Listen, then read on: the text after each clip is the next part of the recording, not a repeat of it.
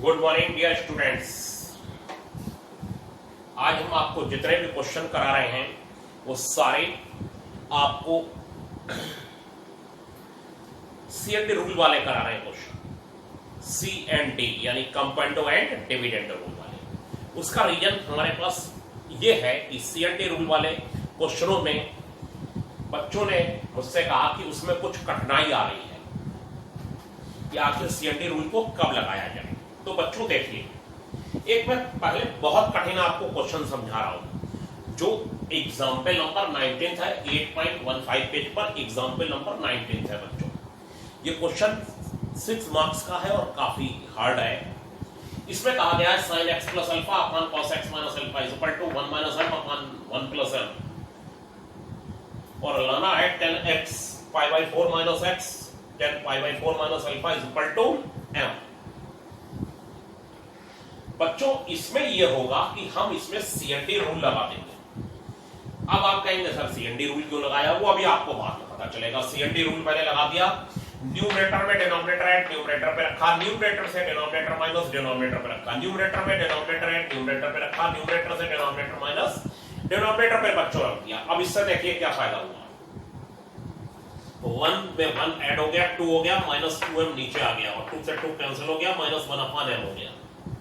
अब हमारी जो राइट साइड में वैल्यू लानी है उसमें m लाना है, तो हम बच्चों m की तरफ बढ़ना चाहते हैं। m ये हमें m लाना है, तो m की तरफ बढ़ने के लिए हमने CND रूल लगाया और माइनस 1 अपॉन m पा गए और रेसिप्रोकल कर दिया तो ये आ गया। जैसे देखिए यहां मैंने लिखा a upon b equal to minus 1 upon m।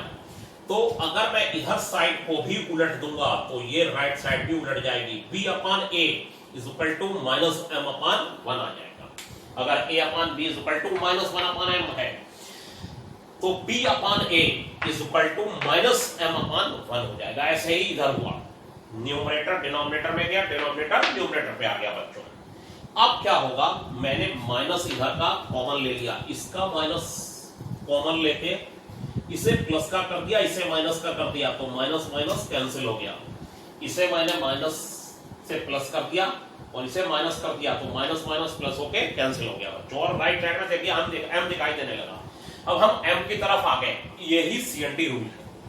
वैसे हमारे सामने एक और भी रूल था, इधर इसको भेज देते, इसको इधर मल्टीप्लाई कर देते और m कॉमन ले लेते बच्चों।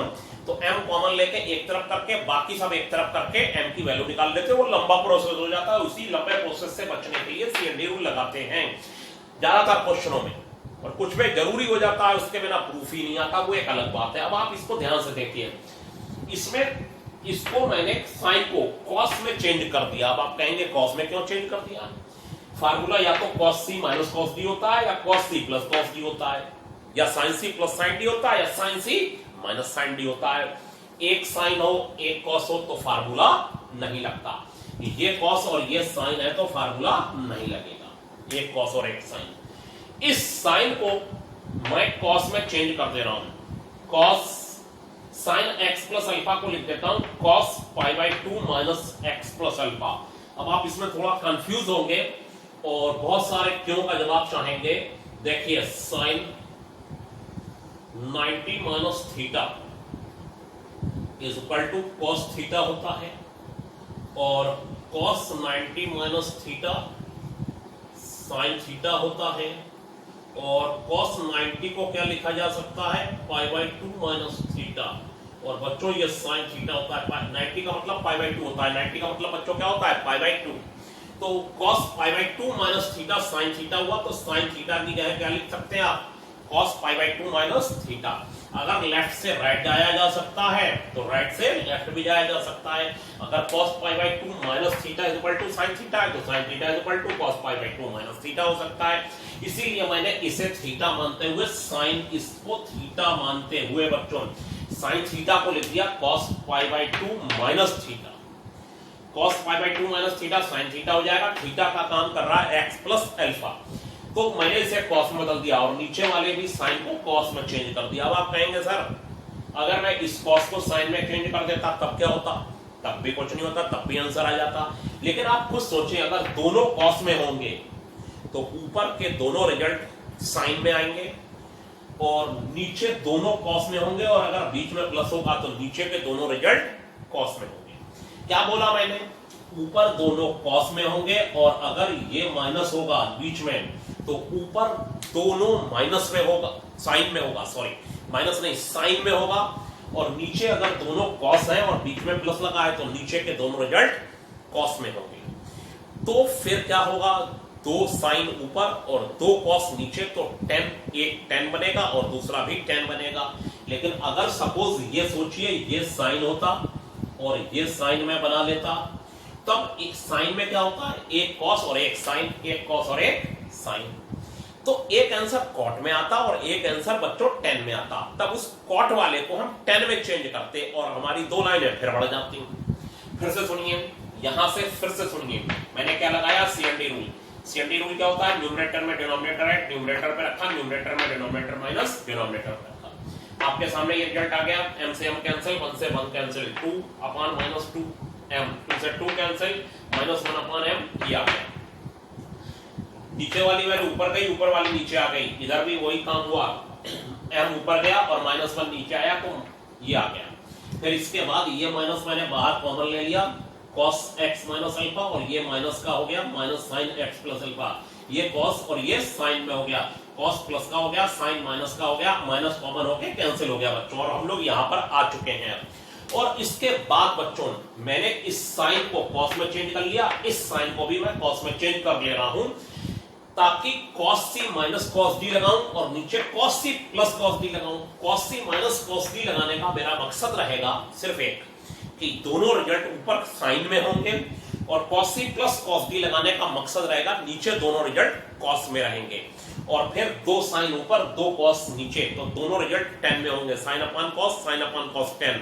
लेकिन अगर मैं इस cos को साइन में चेंज कर लेता तो sine c minus sine d, sine c minus sine d होता, एक साइन में और एक कोसाइन में, एक साइन में और एक कोसाइन में, तो एक रिजल्ट 10 में आता और एक रिजल्ट कॉट में आता। लेकिन कॉट वाले को भी फिर वही 10 90 minus theta is equal to cot theta, cot theta को 10 में बदलते, फिर और लंबा होता क्वेश्चन, वैसे ही इतना लंबा हो रहा है ये क्वेश्चन।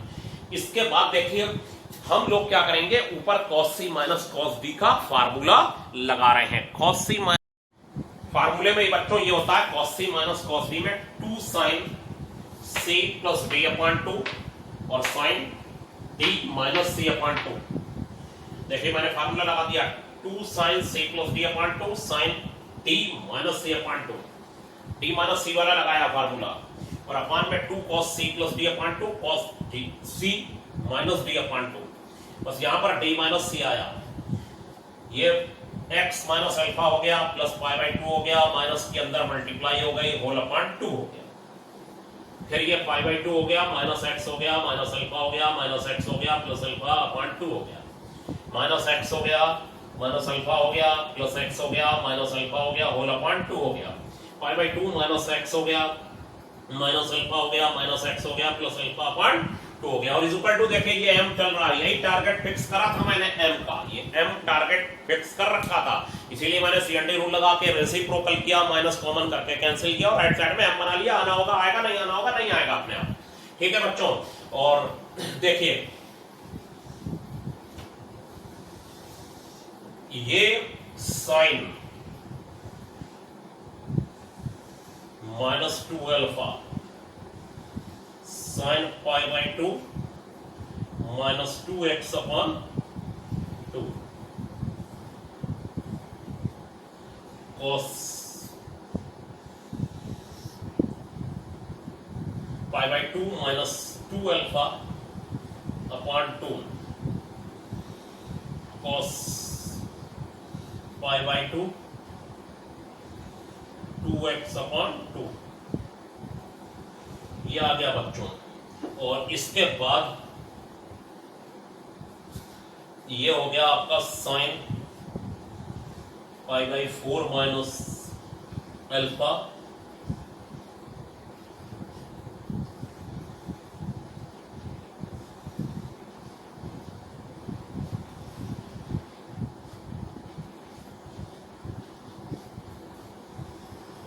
ये हो गया बच्चों, पाई by 2 upon 2 pi by 4 minus 2 alpha upon 2 minus alpha pi by 2 upon 2 pi by 4 minus 2x upon 2 x pi by 2 upon 2 pi by 4 LCM bracket कर दिया पाई by 2 minus 2x upon 2 this upon this pi by 4 minus 2x upon 2 2 से 2 cancel pi by 4 minus x हो गया बच्चों पाई by 4 minus alpha pi by 4 minus x cos pi by 4 minus alpha cos pi by 4 minus x m हो गया।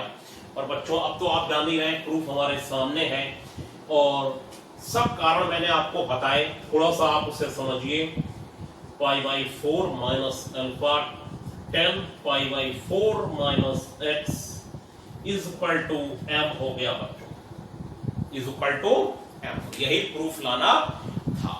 अब हम आपको बच्चों एक्सरसाइज का एक क्वेश्चन कराने जा रहे हैं। एक क्वेश्चन है जिसमें सीएनडी रूल लगेगा, 16th नंबर का क्वेश्चन। तो एक्सरसाइज 8.2 का 16th क्वेश्चन बोर्ड पे देखिए। 16th क्वेश्चन है बच्चों y sin phi is equal to x sin 2 theta plus phi। y sin phi is equal to x sin 2 theta plus phi और prove that x plus y cot theta plus phi is equal to y minus x cot theta। अब आप देखें proof में ये लाना है y plus x और एक तरफ y minus x। अब किधर क्या लाना है वो बताइए और किसके साथ क्या लाना है। लेकिन जैसे ही मैंने ये देखा कि y plus x है और y minus x है, मेरे दिमाग में चलने लगा इसमें सीएनडी रूल लगा हुआ। क्यों? जब देखिए साइन ये पूरा टर्म इसके नीचे ले गए साइन फाई के और y वाला x के नीचे ले गए, ठीक। x के नीचे y वाला ले गए और sine 2 theta plus phi sine phi के नीचे ले गए बच्चों। और हमने सीएनडी रूल लगा दिया। क्यों लगा दिया? जरा देखिए y प्लस एक्स आ जाएगा और माइनस कॉमन करके y माइनस एक्स आ जाएगा। हमारा सारा फोकस यहाँ पर था, टारगेट फिक्स करा कि मैं सीएनडी रूल लगाऊंगा तो ये चीज पाले हुआ x प्लस वाई और x माइनस वाई, वो बात अलग है, माइनस बाद में कॉमन हो जाएगा, इसमें कोई प्रॉब्लम नहीं है। हमने सीएनडी रूल लगा दिया और सीएनडी रूल लगाने के बाद sin c plus sin t 2 sin c plus d upon 2 cos c माइनस d अपॉन 2। अब ये फार्मूले बहुत पुराने हो चुके हैं। sin c minus sin t 2 sin c माइनस d upon 2 cos c plus d upon 2 is equal to right side में तो बच्चों चल ही रहा है। अब समझे सीएनडी रूल क्यों लगाया, वो बात अलग है, अभी माइनस कॉमन करके कैंसिल करा जाएगा और तुरंत बच्चों प्रूफ आ जाएगा। और ज्यादा मुझे अब समझाने की जरूरत नहीं है कि sin c plus sin t और sin c minus sin t कैसे लगा। ये बच्चों हो गया sin 2 phi plus 2 theta whole upon 2 और ये हो गया cos माइनस 2 थीटा अपॉन 2 और बच्चों phi से phi कैंसिल, यहाँ phi से phi कैंसिल और ये हो जाएगा sin minus 2 theta upon 2 cos 2 theta plus 2 phi whole upon 2 और ये हो गया x plus y upon x minus y. 2 से 2 कैंसिल, 2 से 2 कैंसिल, ये 2 से 2 कैंसिल, 2 से 2 कैंसिल और ये हो गया sin थीटा प्लस फाई और ये हो गया cos माइनस थीटा और ये हो गया sin minus theta cos theta plus phi और बच्चों ये हो गया x plus y upon x minus. ठीक, देखिए cos का माइनस बाहर नहीं आता, sin का बच्चों माइनस बाहर आ जाता है और ये अपॉन ये sin theta plus phi upon cos theta plus phi और ये हो गया cos थीटा और sin थीटा। sin का बच्चों माइनस बाहर आ गया, sin का बच्चों माइनस बाहर आ गया और ये हो गया y plus x upon y minus x. ठीक, sin का बच्चों माइनस बाहर आ गया, sin का बच्चों माइनस बाहर आ चुका है, cos का माइनस बाहर नहीं आया, ये और ये बच्चों कैंसिल हो गया। देखिए और this upon this upon this sin theta plus phi upon cos theta plus phi tan theta plus phi हो गया और cos theta upon sin theta, cot theta हो गया, cot थीटा तो y plus x upon y minus x हो गया।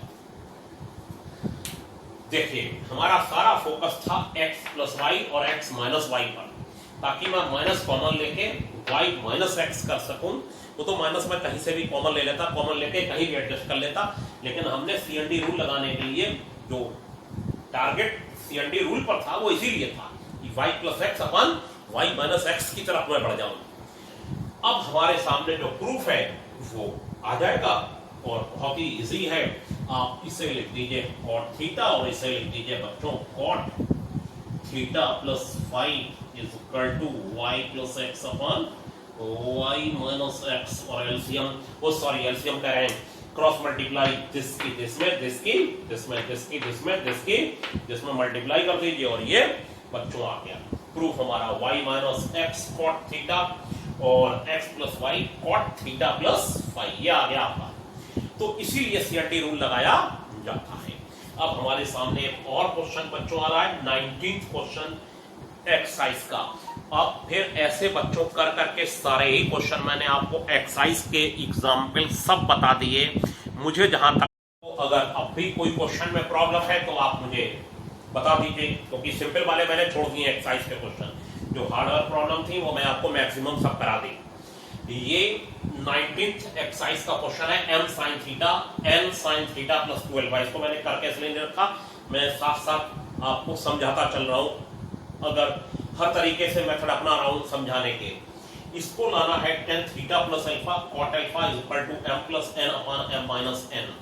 बच्चों देखिए फिर मैंने पकड़ा एक चीज sin थीटा अपॉन sin, ये हो गया थीटा प्लस 2 अल्फा और ये हो गया n अपॉन m, ये इसके नीचे आया और m इसके नीचे चला गया बच्चों, ये आ गया sin थीटा प्लस 2 अल्फा इधर आया और m इसके नीचे चला गया। अगर फिर आप क्रॉस मल्टीप्लाई करेंगे तो यहां आ जाएंगे, वही मैंने अपनाया है।